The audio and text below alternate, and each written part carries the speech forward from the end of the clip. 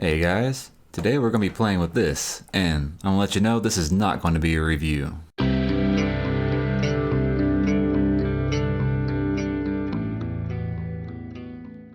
Alright, so this is my first 30-minute missions kit ever. This is the Spinatio, and I've been working on this, doing some custom work on it for the Zacharilius and the USA Gundam Store's 30-minute mission contest that I've entered into. So I've actually got two of these kits, and these are some of the other option parts that I picked up because everything I use in this build has to be 30-minute missions. And so I'll show you what I've got done so far, and I'll show you some of the mods I've made, and we're going to do a couple other mods in this video, kind of show you what's been going on. Alright, now I got all the parts I've been working on in here. Get this out. And apparently the first run of these Spinatio kits come with these extra runners for connection pieces and everything, which is pretty neat and are definitely coming in handy. But I have two of them, of course, because I bought two kits. And as you can see here, this is kind of why. So this is the guy I've been working on here for the contest. And I've got a few parts still stuck on here with stick tack, as you can probably see. But this is my concept I've come up with so far. But I'm going to get a few of these armor parts off and show you what the work I've done so far with them, okay? Now, as you can see for the torso here, I hijacked the arms off my second kit, and this is actually a pretty simple mod. All I did with this was, of course, made sure the chest could handle it, and I took the 3mm drill, these right here from USA Gundam Store, and these actually come in quite handy. I love these. But I did have to sand down and redo the connection on this because it is a ball joint, which was pretty simple. I stuck my file to that and slowly rounded that off nicely. And obviously that fits perfect up in there for his other set of arms. And I did want these to be fully articulated because, I mean, I want to be able to pose it, you know, however I want and everything, of course, when the time comes. But that was one of the easier mods. Like I said, I just made sure that the interior of the chest was able to handle me drilling it and not have to worry about gluing it or anything, so it's easy to assemble and disassemble and everything.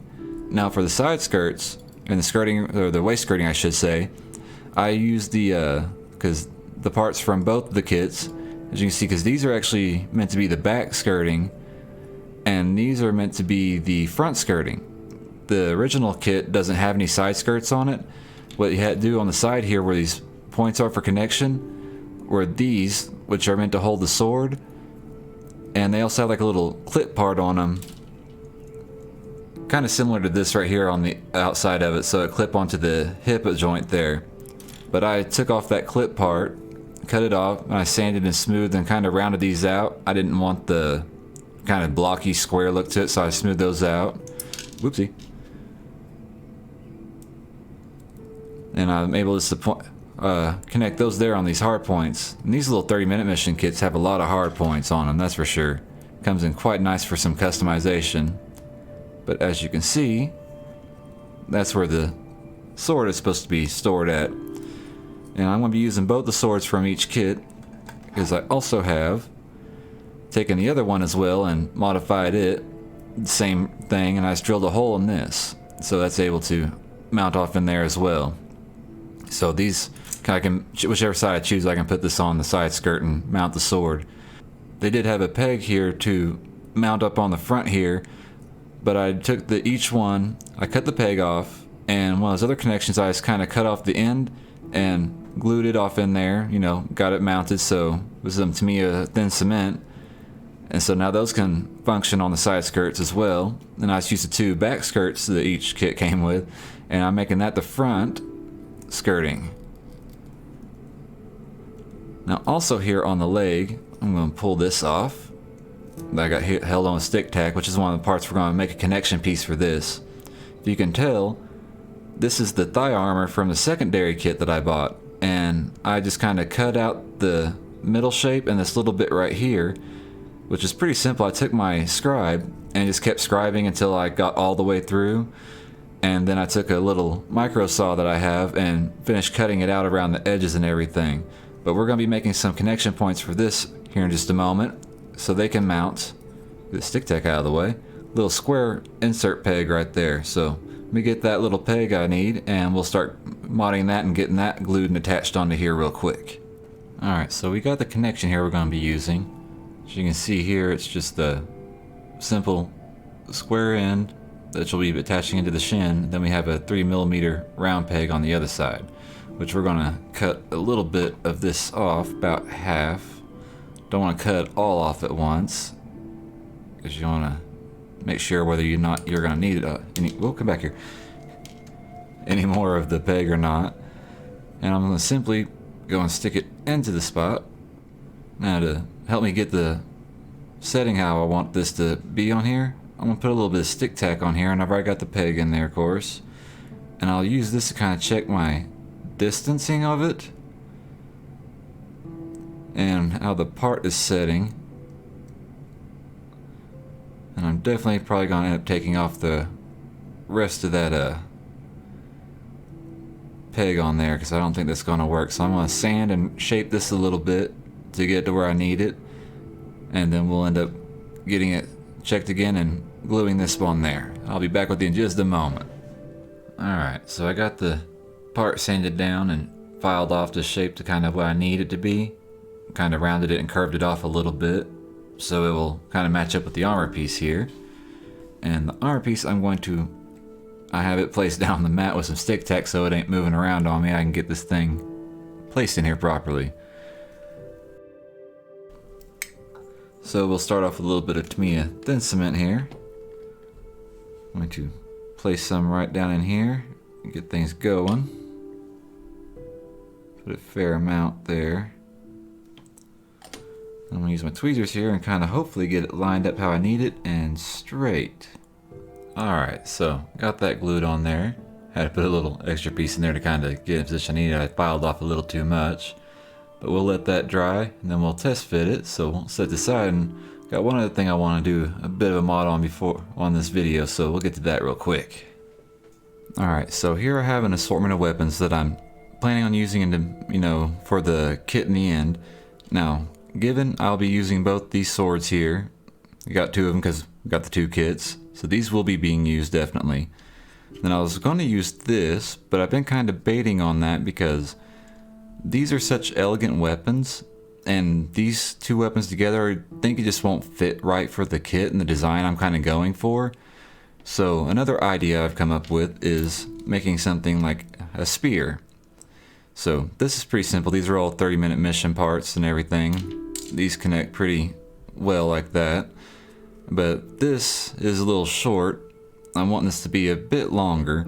So I have this other rod, but to connect them with one of the parts that come with the kits just doesn't look too great in my opinion. Now, granted I could sand and file that down to make it a little skinnier, but then on the end that also weakens the connection point, and especially to get it to the thinness that I would be happy with, because then in the end it'll still leave a band around it anyways. So my next idea is to take some 1mm metal rod here, cut a piece off, and I will drill a 1mm hole down the center of the shaft. Now the fun part is these are 3mm rods, and so I'll be taking a third of the chunk out of this, and I'll need to get them pretty dead set in center and hopefully not come out the sides or anything like that. But thankfully I don't need to go too terribly deep to do this, put the rod in, because then after that is done I will be adding some thin cement around the two connections to help strengthen it up a bit. So this will be my first time trying something like this. I've seen it done, so I know it can work, but let's see if I can keep from screwing it up. Alright, so I got the holes drilled, and that actually went pretty smoothly. I didn't have any trouble really keeping it straight and everything. Just kind of make a few turns, make sure the drill bit was straight and everything. And I would recommend picking up these. These things are really nice. But anyways, so now we're going to get the rod here cut down to the length that we need and start fitting everything together and see how that part goes. If I can pick it up. There we go. Alright. So where's my wire cutters? Cut off a little bit more than we actually need because I want these to go from one end to the other of the depth I actually drilled. So, oh, that shot across the room. Good thing there's nothing live over there to get jabbed. So we'll just kind of fit this one down in here. I might have to file that a little bit because jagged. Oh, it went in there just fine. Need to cut a bit more off of there. Not quite there. But don't feel like trying to trim off that little bit with those things, so we'll just go a little bit deeper. Ain't gonna hurt nothing. Just that better connection in the end. Alright, that should probably be deep enough. I'll just, yep, perfect.